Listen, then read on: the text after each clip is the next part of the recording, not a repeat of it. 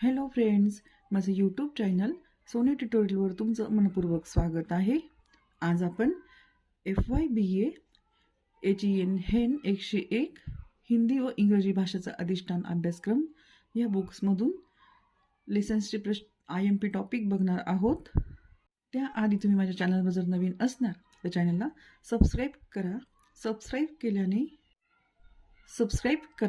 Subscribe केल्याने मला आणखी व्हिडिओ बनवायला प्रोत्साहन मिळते. व्हिडिओला लाईक करा आणि जास्तीत जास्त आपल्या फ्रेंड सर्कलमध्ये शेअर करा. लेसनचं नाव आहे इकाई 1A हिंदी की शब्दावली. भारतीय आर्य भाषाओं का शब्द समूह एक है तद्भव. प्राचीन आर्य भाषाओं से मध्यकालीन भाषाओं में होते हुए जो शब्द चले आ रहे हैं उनको तद्भव शब्द कहते हैं. ये संस्कृत से उत्पन्न होते हैं. हिंदी शब्दावली में इन तद्भव शब्दों की संख्या सर्वाधिक है. अर्थात सभी शब्द संस्कृतोद्भव होते हैं ऐसा भी नहीं.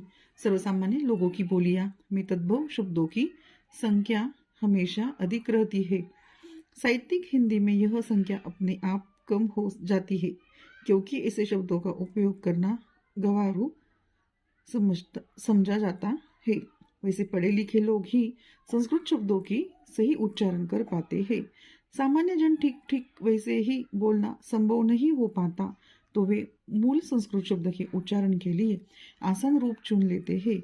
मूल शब्दों का यह विकृत रूप ही तद्भव कहलाता है. जैसे संस्कृत एक साइड में है और एक साइड में तद्भव का पैराग्राफ है. तो आप देख सकते हैं कि कृष्ण को बोलते हैं कान्हा या कन्हैया, अग्नि आग, पुच्छ पूछ, कार्य काज, अर्ध आधा, गृह घर और कर्म काम. असली हिंदी के शब्द तद्भव शब्द ही होते हैं. इन शब्दों के प्रति हमें विशेष स्नेह होना चाहिए. तत्सम का अर्थ है उसके समान.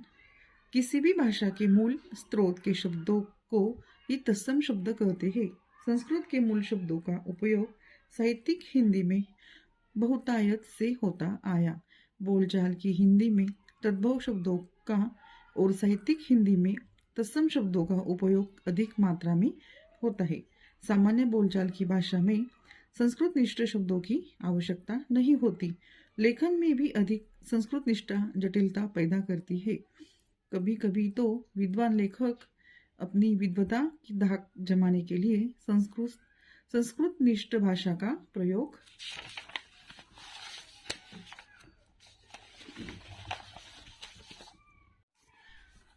करते हैं.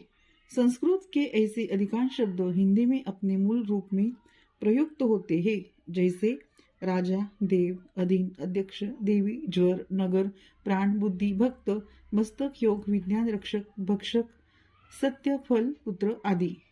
3. देशी या देशज शब्द. जो शब्द संस्कृत के हैं न संस्कृत से बने हैं न विदेश की किसी भाषा से आए हैं ऐसे शब्द देशी या देशज शब्द कहलाते हैं.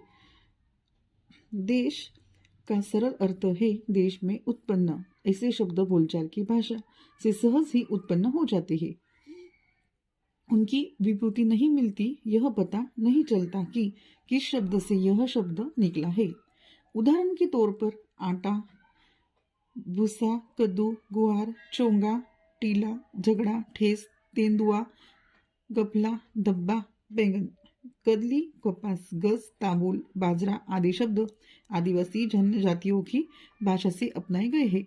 ध्वनि के अनुकरण के आधार पर बने कुसुर पुसुर खड़क, डकार, खचाखच, चिड़चिड़ा, छनछनाहट, गड़बड़ आदि शब्द भी देशज ही है. 4. संकर.